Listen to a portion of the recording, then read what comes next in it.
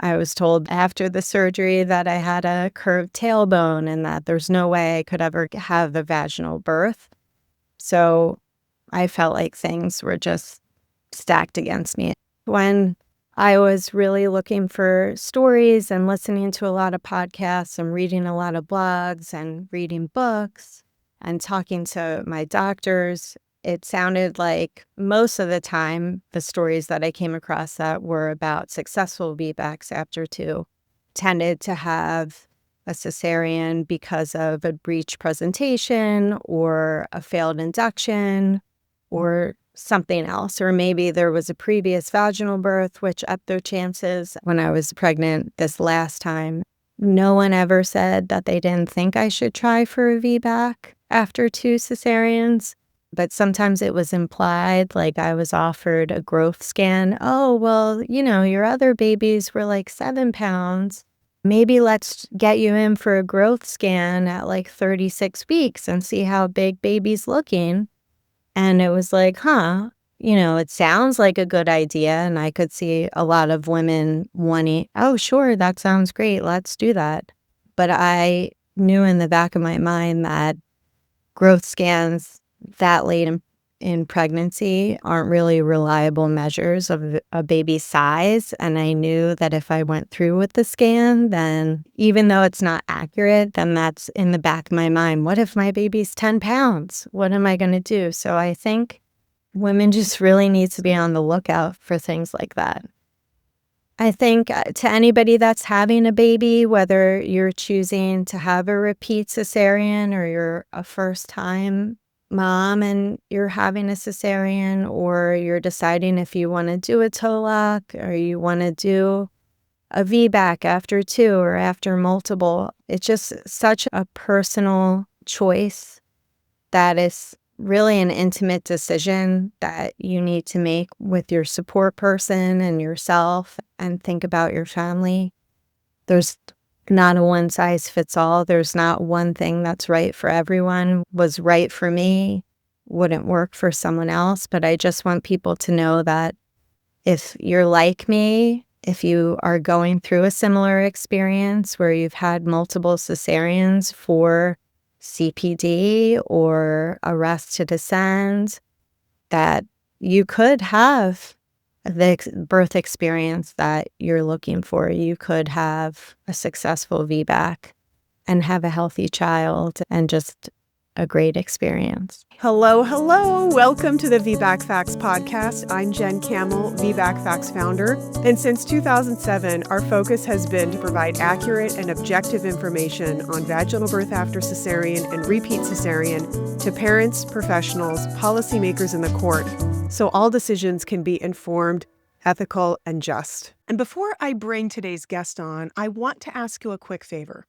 Would you please subscribe or follow this podcast? If you do this, I promise to continue to bring you evidence-based conversations on vaginal birth after cesarean, including the sometimes shocking medical evidence, breathtaking birth stories, inspiring advocacy victories, and sobering legal cases. And while you're there, leave us a 5-star rating and a quick review, even if it's just one sentence. Today we have with us Licia Popernack. Licia had a vaginal birth after 2 cesareans, and I am so excited to share her story with you to show you what is possible. Licia is the mother of 4, 3 biological and 1 bonus. When Licia became pregnant with her first, she knew she wanted to have an unmedicated, low or no intervention vaginal birth. Unfortunately, despite her best efforts, and isn't that the story with so many parents, she ended up with a C-section. Licia tried for a VBAC with her second, but again, ultimately her labor ended in another cesarean. Finally, with her third birth, she had a successful vaginal birth after 2 cesareans. Licia hopes that her story will bring awareness and hope to others in similar situations to hers. Welcome, Licia. I'm so excited that you're here with us today. Thank you so much, Jen. I'm honored to be here and to share my story. I love VBAC Facts, and I'm just so honored to be on the podcast today, and I hope that my story is able to reach a lot of women that are in similar situations to what I went through. I'd like to start with that because there was something very specific that you wanted to share by sharing your story. I was subscribed to your email list, so I would always read new articles and things that you were putting out. I think I reached out to you this past summer. I had my son at the end of May, and I had sent you a picture. I don't know if you remember this, but I ended up sharing a photo of me and my son right after I had my VBAC after 2. And you and I had corresponded back and forth, and you said something along the lines of that you could really see the joy, just the pure joy in my face and how proud I was. I feel the same way. When I look at that picture, it's funny because with my other children, my first picture, I'm laid out on a table and I have, a shower cap on, my makeup, my mascara is all over, and I just look really out of it. I really don't look at any of those photos. With this picture, I have it printed out. I have it hung up in the nursery and I look at it often. After some time, I reached out again because I was hopeful that maybe we could do some sort of interview. Again, I'm just so thankful for this opportunity. The thing that I recall about that interaction is how when you were trying to find birth stories of people who reached 10 centimeters and pushing and then had a C-section and who ultimately had a VBAC, you had a really hard time finding stories like that. I remember you saying how much you wanted to give other people hope by putting your story out there so more people could see, even if you reached 10 centimeters and then had a C-section, VBAC is still an option. Yeah, I think when I was really looking for stories and listening to a lot of podcasts and reading a lot of blogs and reading books and talking to my doctors, it sounded like most of the time the stories that I came across that were about successful VBACs after 2 tended to have a cesarean because of a breech presentation or a failed induction or something else, or maybe there was a previous vaginal birth, which upped their chances. And for me, I felt like, I don't know, maybe the cards were stacked against me. Like you're saying, I went into labor spontaneously. I ate all the dates. I drank all the tea. I was ready to go. I made it to 10 and then push, and just wasn't, it was a rest to descend. And then I was told, oh, I have CPD. I actually was asked if I had rickets as a child. I was told then after the surgery that I had a curved tailbone and that there's no way I could ever have a vaginal birth. So I felt like things were just stacked against me when I was pregnant this last time. And I talked to a doctor. He was very nice and he didn't try to discourage me, but I asked him, how optimistic are you about me trying for another VBAC? And he said, well, we're happy to let you try, but in circumstances like this, history does have a tendency to repeat itself. So you just want to make sure, that you have your head on straight and ultimately that it could end in a cesarean. But typically if people get to 10 and they push, and then they get to 10 and they push again, and they're not descending, it's likely that that could happen again. Okay, so we have kind of set up the whole story. I would love to go back in time a little bit and set up the scene a little bit. So can you tell us about your first pregnancy? What did that look like, and how did you end up having that first C-section? When I first became pregnant, it was almost immediate that I knew I wanted to have an unmedicated, low intervention birth. I joined a prenatal center, which was really cool. I took yoga classes there. I took a birthing class. I took a breastfeeding course. I got to meet other first-time moms. I got to meet moms that had already gone through the process. So I felt like I was ticking all the boxes. Okay, I'm staying healthy. I'm eating healthy. I'm doing all these things. I read Ina May Gaskin. I just kind of had this dream scenario of what my birth would look like. So I enrolled in a hypnobirthing program. I did all the homework, and I'm a teacher. So I was like, okay, prepare, do the homework, and everything will just fall into place. Like I said, I ate the dates. I drank the tea. I was ready to go, and I went into labor 8 days early in the middle of the night. And then come the morning, I was like, "Okay, I think we should go to the hospital." We went. I hadn't had any cervical exams during my pregnancy, so when we got to the hospital and they checked me, I was only 3 centimeters, and in hindsight, I probably should have gone back home and come back later, like all the books say to do. But I just was so excited, and they said, Yes. "Oh, we hadn't checked your cervix before, so maybe you were 0 and now you're 3, so we're just gonna admit you." So I stayed, and things were progressing slowly. My daughter was sunny side up, and so I had some back labor, but I felt overall calm, maybe a little bit impatient, but calm, and I felt like the pain was manageable. And then my biggest regret, my doctor checked me again and still wasn't making a ton of progress after a few hours, so she offered to break my water. And I agreed, and I know, again, you read about the cascade of interventions, and I knew it probably wasn't a good idea, but in the moment, you think about when you're being rational and you're doing research and you're preparing, when I'm in this situation, I'm going to do all the right things. But then when you're actually there and a doctor in the white coat and they've been doing this for a very long time and you're frustrated and you're impatient, and so you sometimes agree to things that you think you wouldn't have agreed to before. And, it's not that big of a deal. Okay, it'll get things moving. But I think that since she was sunny side up, having that cushion then removed, I don't know, in hindsight, who knows, but maybe she would have been able to turn into a better position. But that kind of locked her in, still slowly but surely progressed. And then when I made it to 10, I pushed and I pushed for over 4 hours. My husband was incredible. So he really, really was supportive. Another thing that I think made me impatient or kind of got into my head was that both of our families were really excited, and they came to the hospital pretty early in the labor process. And I didn't see anybody when I was in the birthing room, but I knew in the back of my mind, everyone's in the waiting room. And, every hour or so, my husband would go out and update them, even though there wasn't much of an update to give. And we tried everything. We tried the birthing ball, the peanut. They brought, a bar down from the ceiling. It was like Cirque du Soleil. I'm kind of like hanging around and really tried all of the different things.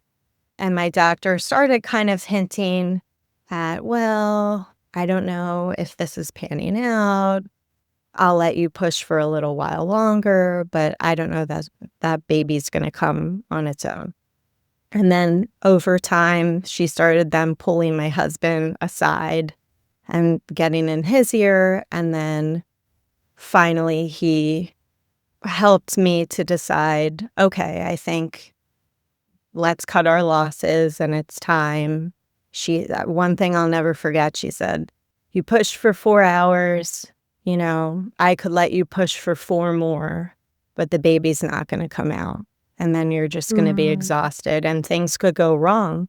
Right now, baby's fine, you're fine, but in the next minute, something could become a dire situation." So I agreed. I had the C-section. It was really not a great experience.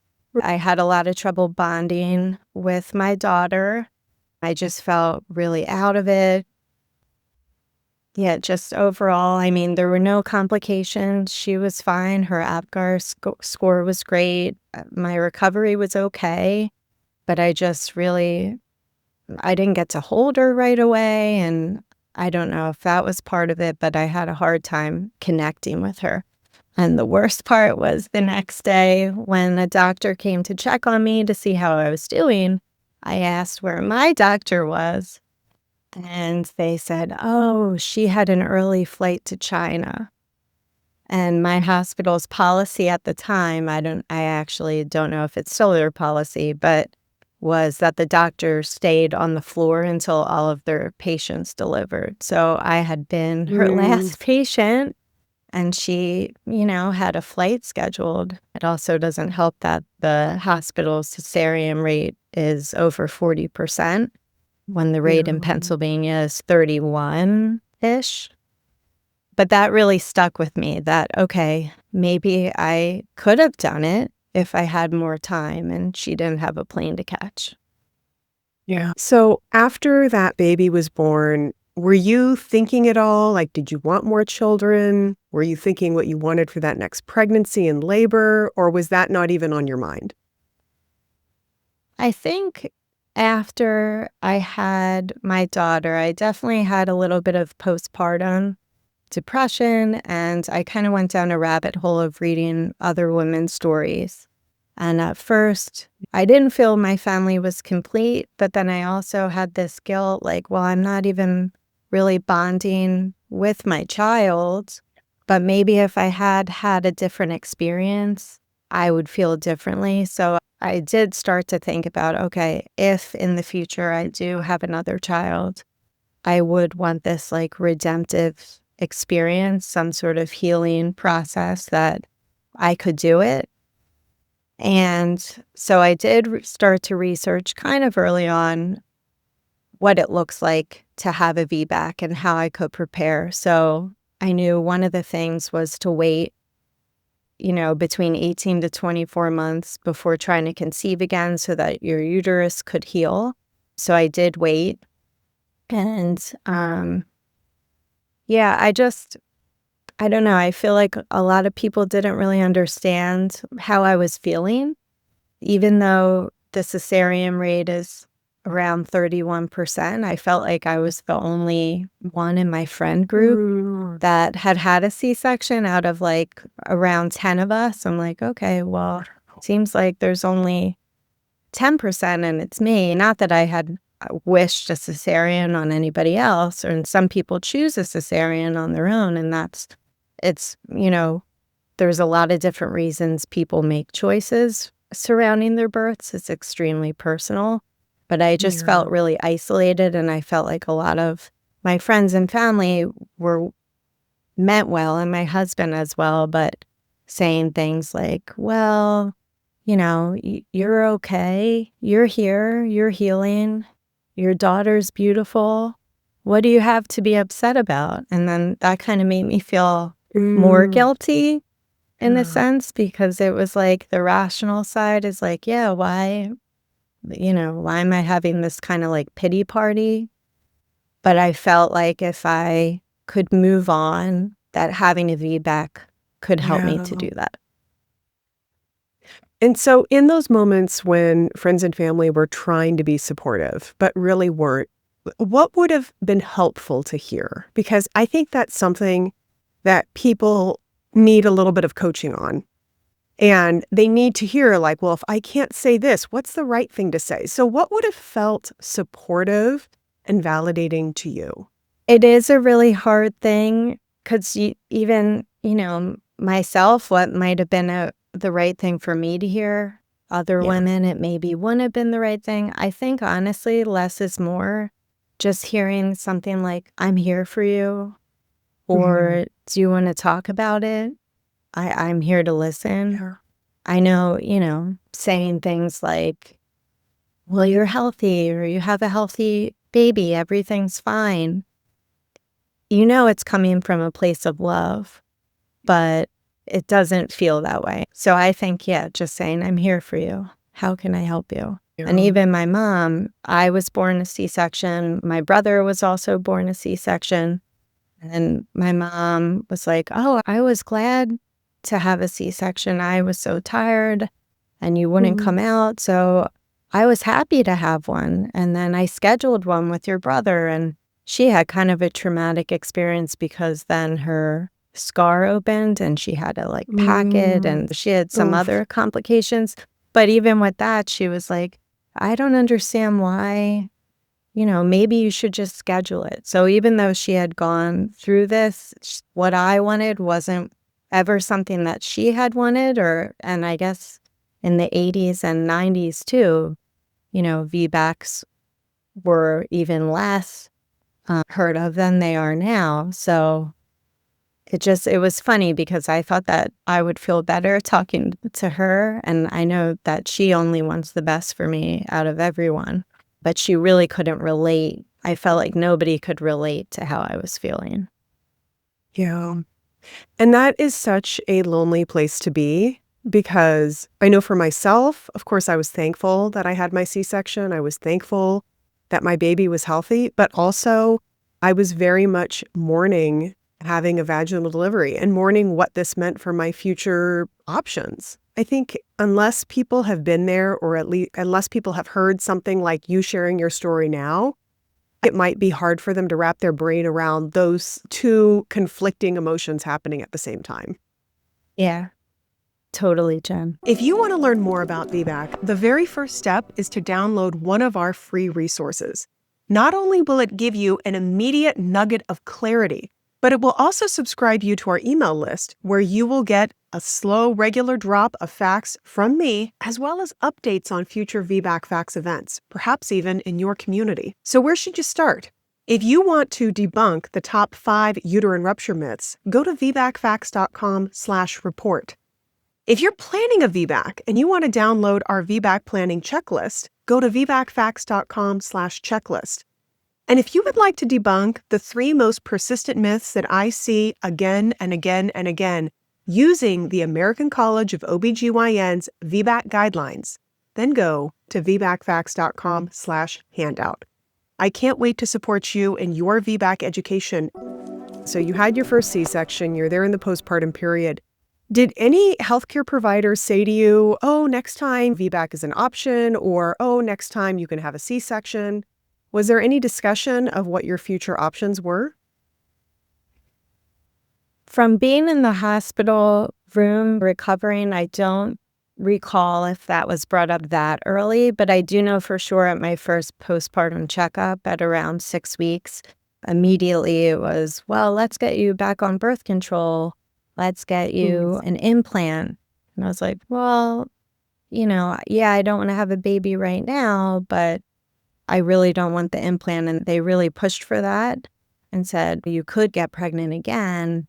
And then it's really risky to have another C-section if you don't leave enough time between. So it was just kind of implied, like, okay, well, you're not even pregnant yet. You're not even thinking about having another baby. But when you do, you're going to have a C-section. And if you don't leave enough time between, it could be risky. So it just, VBAC didn't really come up. And I feel like I was always the one to bring that up when I was pregnant again. And so when you did get pregnant again, how did that pregnancy and labor unfold?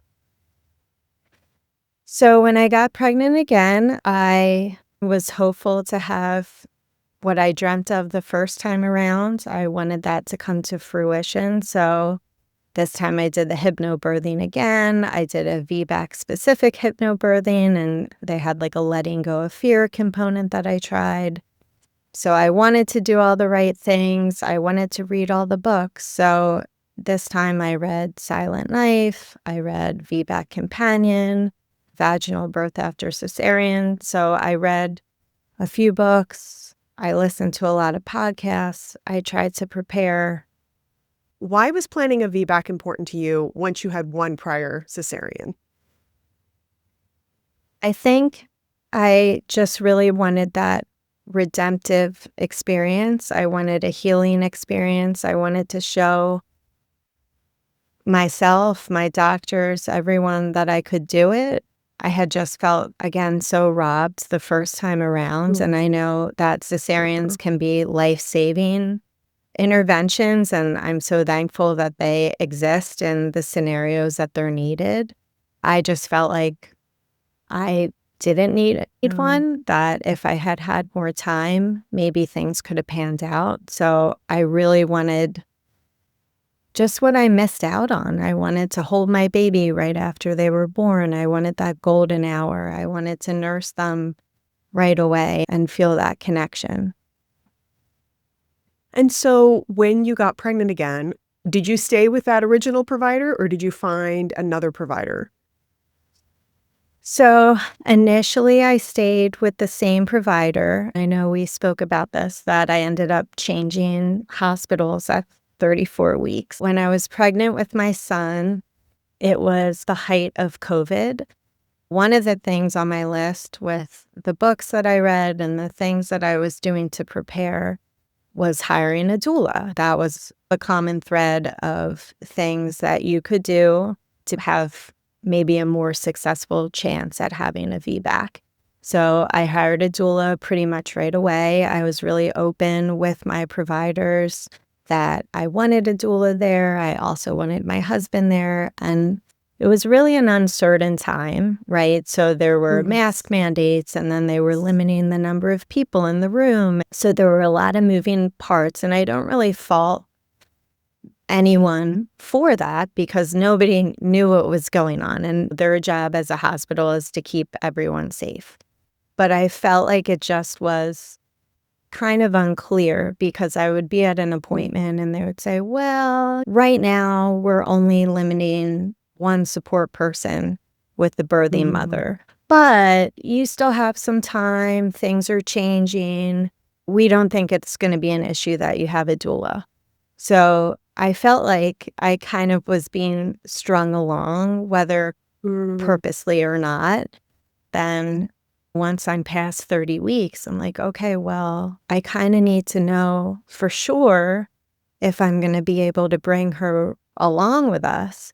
Eventually, we got the head of the hospital involved. I was told to send them a letter, and it got denied ultimately. They said, we can't guarantee that. It's possible when you go into labor and you show up, everyone will be allowed in. We can't guarantee that that's going to happen. So I was like, okay, I have to figure out something else. So I Yeah. switched hospitals, and this hospital is a little bit farther from my house, but still in the area. Their cesarean rate was a little over 28%. So, and again, hindsight's 2020. Maybe I wish that I had had my first birth at this hospital as well. I met the providers. They were really welcoming, Mhm. especially during COVID and such a weird time. I was really thankful that they took me on as a patient, especially being so late into my pregnancy. They said it wasn't something they typically would do, but they really accommodated me, my Mhm. doula, my husband. They welcomed everyone with open arms. I think I only met maybe two of the providers before I went into labor. I went into labor again, oddly enough, 8 days early with my son. So, while you were pregnant and going through this journey, what did friends and family say about your intentions to have a VBAC?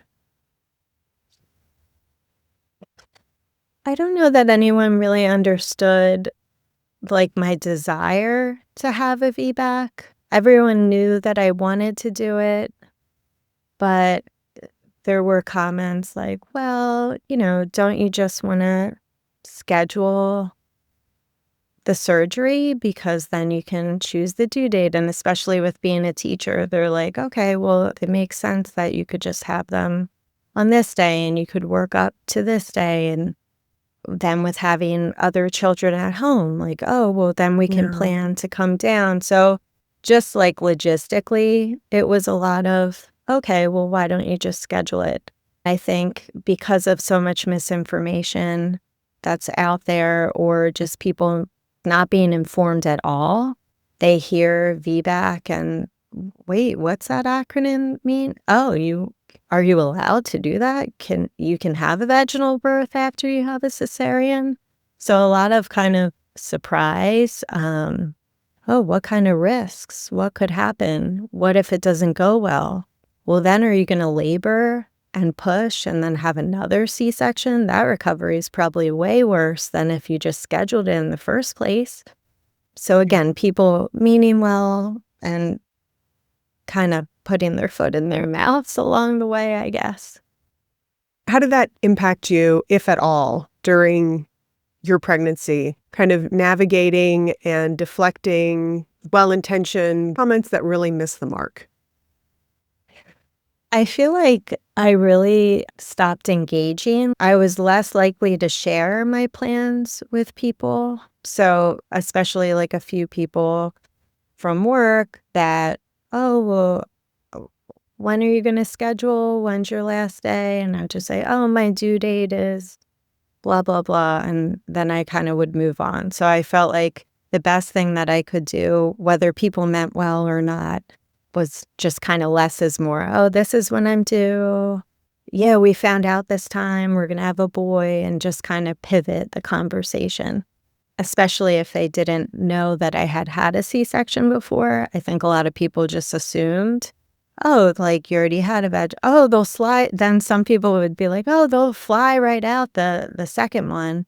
And then those kind of things kind of hurt my feelings too. You're like extra sensitive when you're pregnant, but it's like, oh, fly right out. Like, okay, I pushed for 4 hours. And of course, they don't know any of that information. But just from all different angles, people mean well. And it just makes me really watch what I say to anyone that's having a baby. It's true. It's true. Congratulations. You look amazing. Yeah. So can you tell us about your second labor? How did that play out? So same thing. I went into labor 8 days early in the middle of the night. We got to the hospital in the morning. This time, though, when I got there, I was 8 centimeters. So I was really excited. I was like, okay, last time I was only 3. This time, I'm way closer to being in the final stage. My water broke spontaneously. So I was like, okay, this is great. But I still had a lot of kind of fear that I was holding on to, where I knew I wanted a VBAC, and I was there and I had prepared and I was going to be ready to tackle all the things. But I don't know. You get in your own head, or you think about things people said to you, or I picture my doctor, oh, the curved tailbone, the rickets, like what? And then I'm like, okay, she said I could never have a vaginal birth. And even though I was with a different doctor, those things come back up. This time, baby wasn't sunny side up. So I was like, great. But actually, he was in like a transverse position. So it ended up being probably worse. Yeah, I just think I had a lot more fear the second time. I felt less calm. I felt like I had more pain. I wasn't as in control, even with the hypnobirthing. I was more open to some intervention. Basically, I wanted to try whatever I could to not have another C-section. So this time when they offered me the epidural, I accepted. I said, okay, maybe this will help me relax. I was adamant I didn't want an epidural with my first, but then I thought, well, maybe if I had one, I could have rested. So I got an epidural. I pushed. I think, pushing ineffectively maybe for the 4 hours, and it didn't pan out. And then with this one, I feel like I probably didn't push any more effectively because I couldn't really feel what was going on with the epidural. But I did push for about 2.5 hours. Generally, everyone was pretty respectful of my birth preferences. Nobody really was bringing up a C-section, which I was hopeful, and I had that typed out, like, please don't mention a cesarean unless it becomes some sort of like dire situation. I had the doula there. My husband was great. The nurses were great. And I have an immense amount of respect for doulas and for what they do. But actually, for me, I felt like having the doula made my husband a little bit more hands-off than he was the first time around. So, like, unpopular opinion, for me, it ended up being like kind of like too many cooks in the kitchen a little bit. But I was really thankful to have my doula after the surgery, because what happened was when I was pushing and pushing, they offered me the vacuum. So we tried that. And then ultimately there were some signs of distress that started to pop up, signs of meconium. So they said, all right, I think we should do the cesarean. If you want, you can push a little while longer. But even with the vacuum, it was this arrest to descend situation where he wasn't moving to the proper station. And I just felt like everything came flooding back, that it was all kind of repeating itself. But this time when I was on the table, I felt like it was an eternity. Like I felt like with my daughter, when I went into the surgery, it was like 10 minutes. I don't know how long it really took, but it felt like it was the blink of an eye. It was over really quickly. And with my son, it felt like an exponential amount of time. It just was on and on and on. And then when they finally got him out, he was distressed, and they whisked him away quickly to the NICU because of the meconium. So my husband went with him, and then I'm just alone, and no one's really telling me what's going on. So it was really scary. And then when they wheeled me into the recovery room, I was in there for 2 hours. The labor and delivery nurse that stayed with me was amazing. My doula was incredible at that point. Like I really needed her, and it was great because my husband wasn't there. And I don't know, as more traumatic the second birth experience was, I felt way more accepting of it, and I felt like it was oddly healing in its own way, which sounds really weird, but with the first one, I felt like this wasn't necessary. And with the second one, it really was kind of like a reality check a little bit for me, where it's like, okay, now I get what all those well-meaning people were saying about, well, you're okay and you have a healthy child. What more could you want? And I did have like some guilt that I was kind of working through. Like, wow, did I make a mistake trying for a VBAC?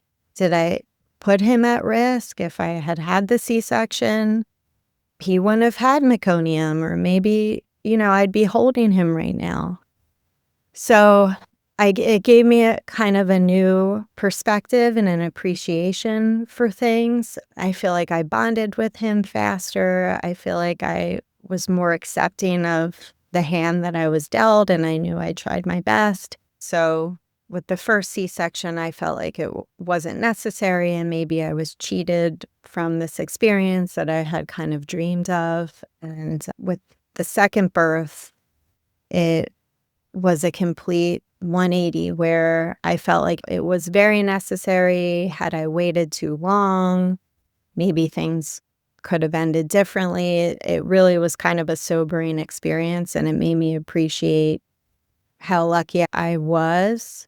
I feel like in its own way, even though my VBAC wasn't successful in the end, it was really healing in its own right anyway. It still was redemptive. It still was healing. It gave me a new perspective, and it made me appreciate that I had access to a surgery, that my son was okay, I was okay, everything was fine.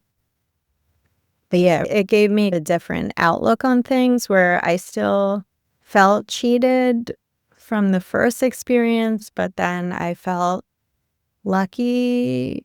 I still was disappointed because it didn't end the way I wanted it to. But I am grateful, because I do think it had healed me in ways that I wasn't anticipating. I thought for sure if I had ended with another surgery, I would have just been really disappointed. I felt like I processed and managed it a lot better than the first one. Physically, the recovery was worse, but that's, you're running after like a toddler while you're healing from a C-section after laboring was not great. But mentally, I was in a much better headspace. So when you got pregnant the third time, what were your thoughts? What was your plan? So I knew my third would be our last. So I was really hopeful. I'm like, okay, third time's the charm. I really, really want this to happen. And I can't believe it did. Again, I'm really lucky. None of my doctors really were negative about VBAC. They all, were varying levels of support, but actually 2 of the doctors in the practice had VBACs of their own. So mentioning that I wanted a VBAC after 2, nobody was like doing cartwheels and jumping up and down. And definitely we're looking at patterns and thinking, okay, well, sometimes history can repeat itself. But nobody really tried to talk me out of it. Everyone was generally supportive. I'm just really thankful that I had access to a hospital with great providers and resources, which I know some women can't even find a hospital that will allow for VBAC.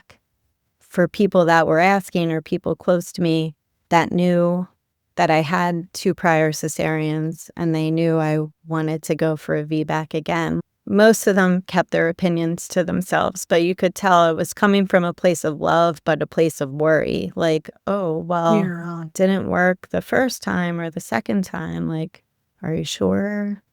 And then with your son, he was distressed. Like, are you sure you want to go down that road again?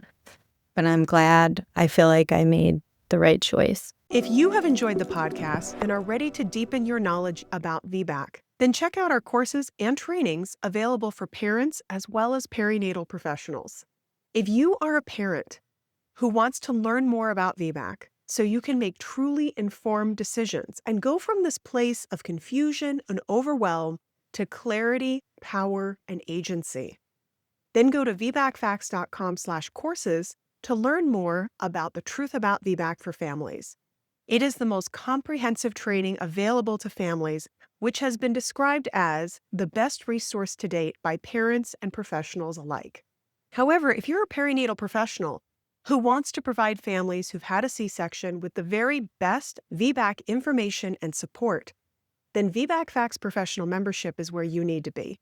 Go to vbacfacts.com/membership now to register and avail yourself instantly to over 24 nursing contact hours worth of trainings, as well as downloadable patient handouts, grand rounds where we review the latest research about VBAC, our expert interview series where we have a variety of professionals come in and share their knowledge with you, as well as so much more.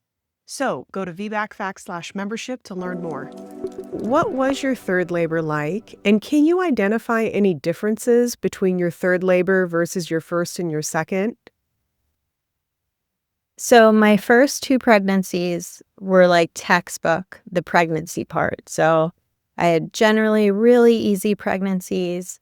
I guess my biggest downfall was I'm pretty petite. I'm 5'1". I'm around 100 pounds when I'm not pregnant. And I gained like 55-ish pounds with my first 2 pregnancies. So I know that probably didn't help, although both babies were around 7 pounds, so they weren't really, large. With my third, I had a really challenging pregnancy, and I'm older, advanced maternal age. And so I know that also kind of stacks the odds against you when you're going for a VBAC, or especially with a VBAC after 2. But during the pregnancy, which was really difficult, I had some health problems unrelated to the pregnancy that were going on. Because of that, or partly because of that, I didn't gain as much weight when I was pregnant. I only gained, I don't know, maybe 30 pounds. So I don't know if that made a difference. My son ended up being a little bit smaller than the other 2, so he was under 7 pounds. He was like 6 pounds, maybe 10 ounces. So I don't know if me not having gained as much weight was part of the puzzle for that, but the labor was great. So the labor was like night and day with the other. Everything I dreamed of for the first 2, I felt like was embodied and I got to experience with him. I was convinced, I thought for sure, like the other 2, I'd be like, okay, I'm going to go into labor 8 days early again. With him, I went into labor 3 days early. So he was a little bit later, but still went into labor spontaneous, still was in the middle of the night. We got to the hospital around 7 a.m. and I was about 9 centimeters when we got there. They couldn't believe it. I didn't want to get an epidural. I felt like with my second, me and my providers kind of agreed on, okay, well, you'll get the epidural. This way, if there's an emergency situation, we don't have to put you to sleep. You can have a C-section, but you can be awake. And this time, I thought about that, but I was like, you know what? I feel like if I get the epidural for that reason, then I'm kind of like accepting somewhere in my mind that like, okay, this could end with a C-section. So I'm like, no, I'm all in. I don't want an epidural. I basically want everybody to leave me alone. And my husband was incredible. The labor and delivery nurse was unbelievable. She really knew what she was doing, and she helped me get into so many different positions when I was pushing so that he could get to the right station. I got to the hospital around 7 a.m. and he was born at 8:50. So I can't believe that, yes, it was a short-ish labor. I only pushed for like an hour and a half. I never really felt out of control. I didn't really feel afraid. I felt like everything was going well and that it was really going to happen.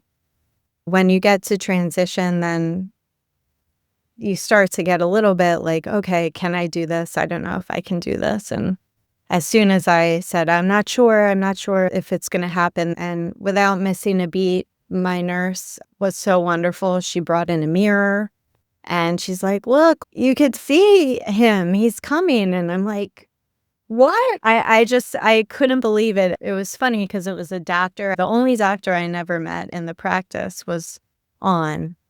And she came in like 2 seconds. She's like, how are you doing? And then she left. So then I got a little bit nervous. I'm like, oh no, he's not really coming, because if he was, she wouldn't have left. She would have stayed. So they're like, no, look, like you can see he's coming. Just keep pushing. You're doing it. Like he's moved down. It's not a rest to descend. He's coming and he's at the right station and things are moving forward. And whether you want to or not, like there's no turning back. You're going to have this baby and you're going to have this baby vaginally. I'm looking in the mirror. I couldn't believe it. And then when the doctor rushed back in and then they're tying up and getting all ready, and I was like, oh my gosh, okay, the doctor's not leaving again, like he's coming. And I pushed and here he was. And my husband said the first thing that I said, which I don't remember. I like blacked out, I guess. But as soon as he was born, I screamed, what the? Because I couldn't, and everyone in the room was like, what? I just couldn't believe. I was like, I did it. And then he took that picture of us immediately. I got to hold him immediately. I got to nurse him immediately. And it just was everything I dreamed of. I got to shower 2 hours later. I didn't have a catheter. I didn't have an IV. It was unbelievable. It was one of the best days of my life, for sure. So your first baby was posterior. So that means the back of their head was up against your spine. Your second, what was their positioning? And then for your third baby? My second was in kind of a transverse, not fully transverse, but not optimal position. And when they tried the vacuum, actually, it ended up like the part of the head that they thought they were suctioning was not actually the part of the head that they were suctioning. So he really was not in a good position. And then they did like a scan to make sure he didn't end up with like a bleed or something. So that was a whole nother story. But he was not in a great position, worse than the sunny side up situation. And then with my last son, he was in the optimal head down position. Which I think just shows the power. One of the things that I think is important to stress to parents, and also for clinicians to remember to tell parents, is that there are so many different factors that go into how a labor plays out. And you change up just one of those factors and you can have an entirely different experience. And as I hear your 3 different labors and as I think about the impact that just the positioning of your baby could have on your delivery. Yeah, you could do like spinning babies and you can try all these different things, which are wonderful. But for me, I feel like part of it was just the stars aligned. And again, having an incredible nurse that was really involved and made me get into positions that weren't comfortable for me. I know a lot of books and a lot of advice is given on, oh, like your body will know what to do. Your body knows what kind of position to get into. And I wanted to like squat on the floor, which maybe worked for some people, but it wasn't opening enough in my hips.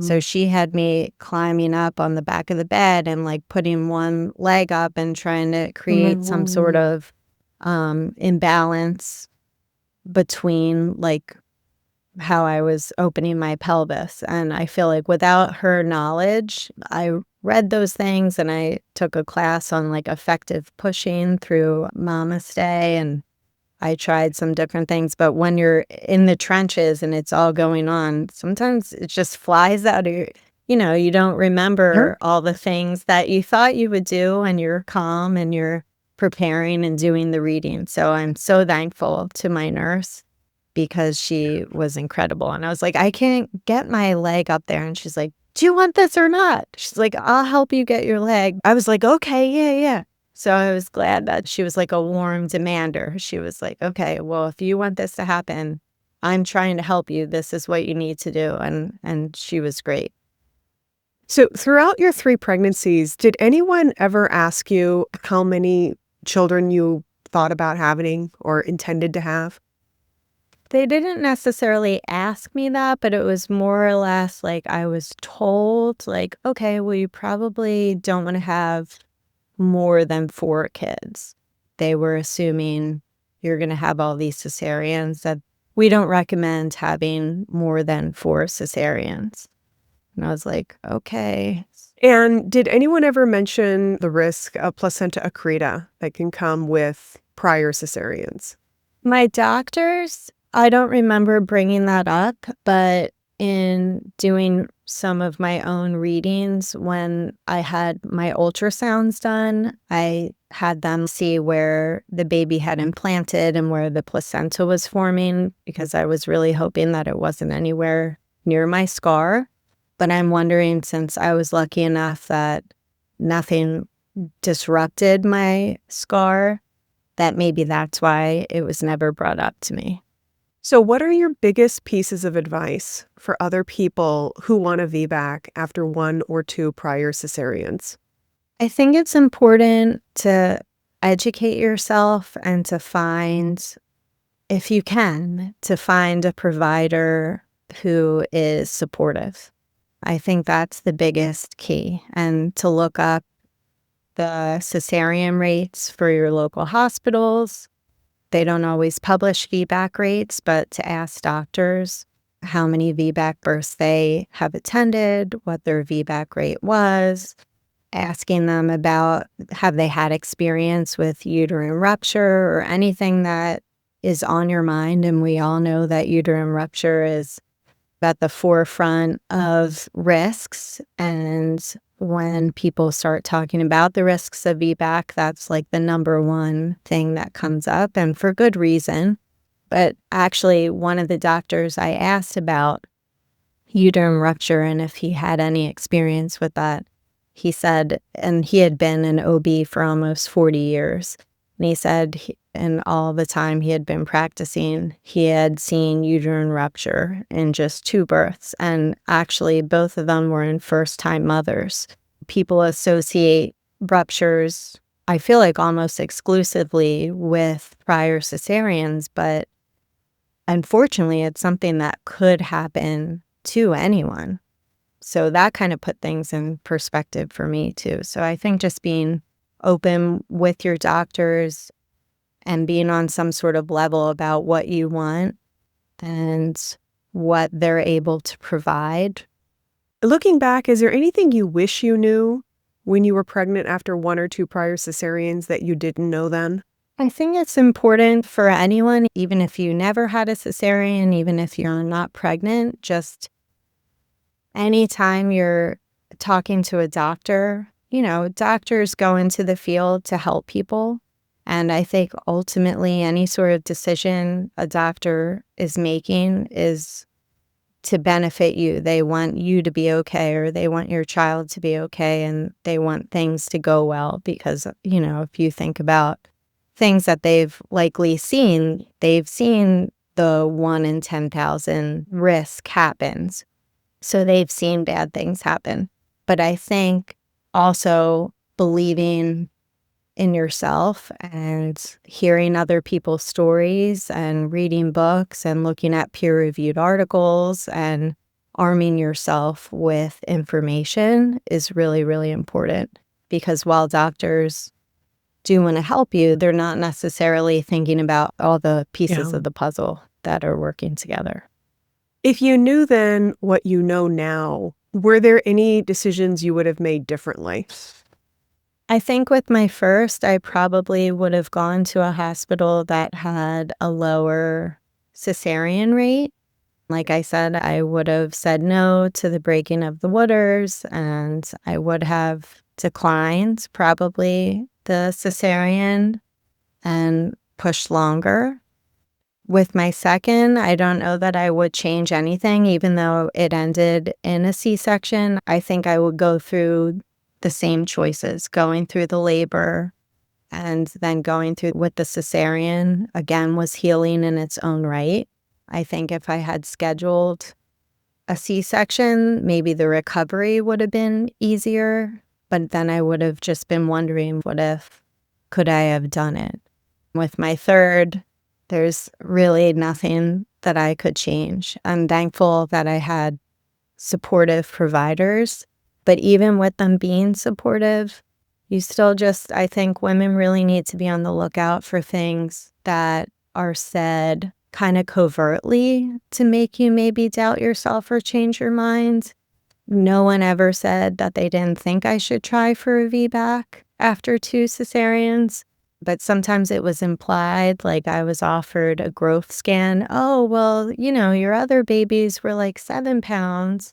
Maybe let's get you in for a growth scan at like 36 weeks and see how big baby's looking.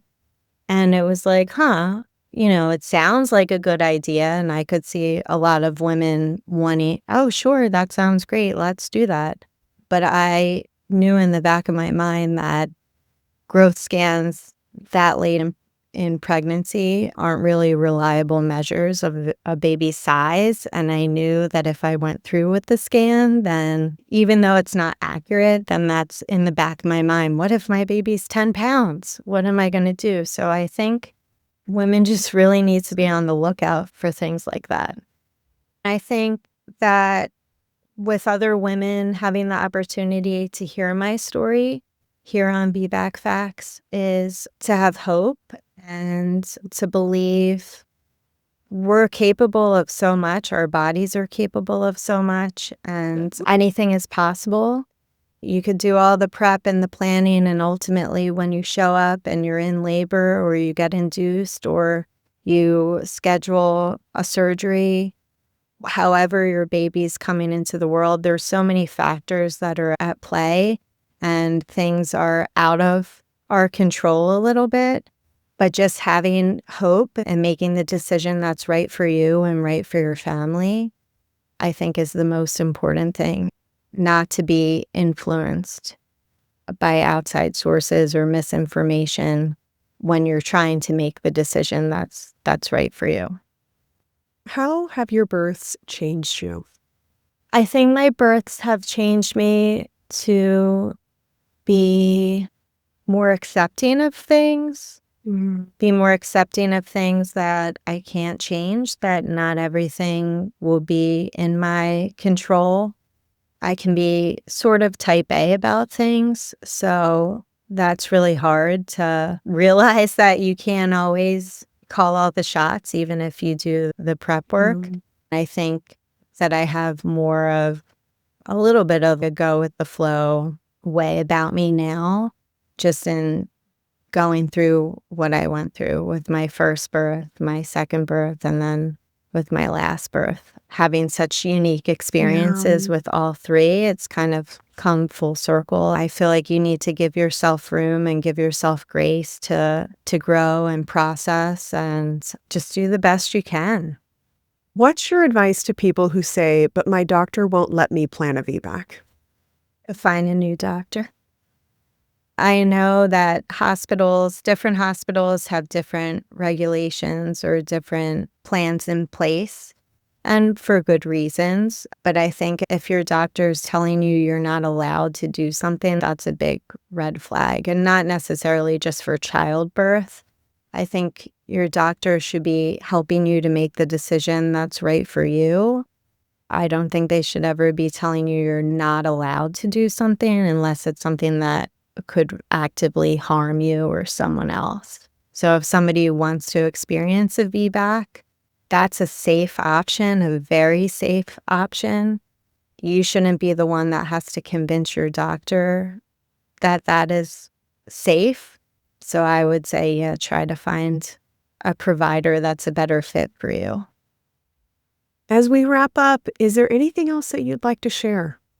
I think to anybody that's having a baby, whether you're choosing to have a repeat cesarean or you're a first-time mom and you're having a cesarean, or you're deciding if you want to do a toe lock or you want to do a VBAC after 2 or after multiple, it's just such a personal choice that is really an intimate decision that you need to make with your support person and yourself, and think about your family. There's not a one size fits all. There's not one thing that's right for everyone. Was right for me wouldn't work for someone else. But I just want people to know that if you're like me, if you are going through a similar experience where you've had multiple cesareans for CPD or arrest to descend, that you could have the birth experience that you're looking for. You could have a successful VBAC and have a healthy child and just a great experience. Thank you so much for sharing your story with us today, Licia. Jen, thank you so much for having me. I think all the work that you do, sharing women's stories and sharing the facts and just moving forward and getting the correct information about VBACs and how safe they are for most women, getting all that out there, I think is so inspirational. And you reach and touch so many women's lives and you give them a chance to have the birth that they're looking to have. So thank you. Thank you. Thank you so much for everyone else who's joining us today. Until next time, I'm Jen Camel, VBAC Facts founder, and don't you forget what we're about. Since 2007, our focus has been to provide accurate and objective information on vaginal birth after cesarean and repeat cesarean to parents, professionals, policymakers in the court, so all decisions can be informed, ethical, and just. I'll see you again in 2 weeks. Until then, take care. Bye.